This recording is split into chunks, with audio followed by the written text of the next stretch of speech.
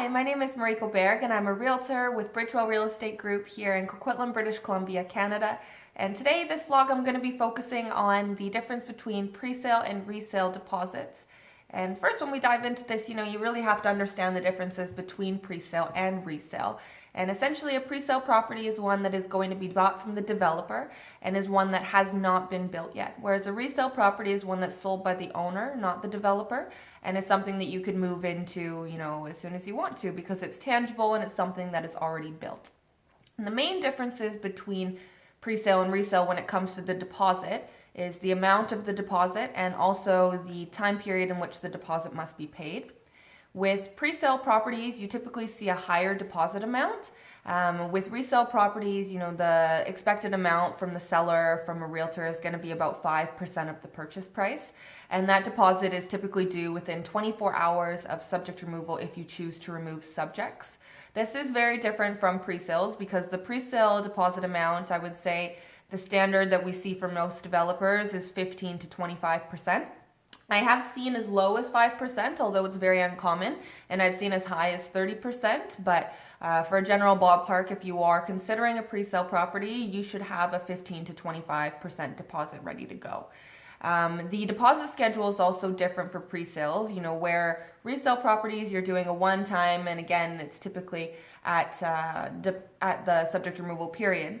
With pre-sale properties, you're looking, let's say, at that 25% over a period of time, and it's usually split into about 3 or 4 different payments. There is one developer that we just had a buyer purchase from in Port Moody, and their deposit schedule was 10% upon writing, 5% within the first 9 months, 5% at the 1-year period, and 5% at the 1.5-year period. So that's 25% over 1.5 years.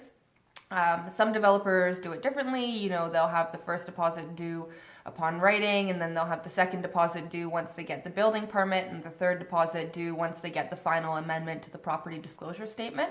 So it does come down to how the developer wants to set up the pre-sale deposit schedule, and again, how much they are wanting to set the amount as for the deposit schedule. So if you are thinking about purchasing a pre-sale property, there are a lot more things that you have to pay attention to other than just the deposit, when you're comparing it to a resale property. And it's very important that you do have the proper representation for yourself when purchasing, and that's regardless of whether you are purchasing a pre-sale or a resale property, but particularly when you're purchasing a pre-sale, because the developer's sales staff works for the developer.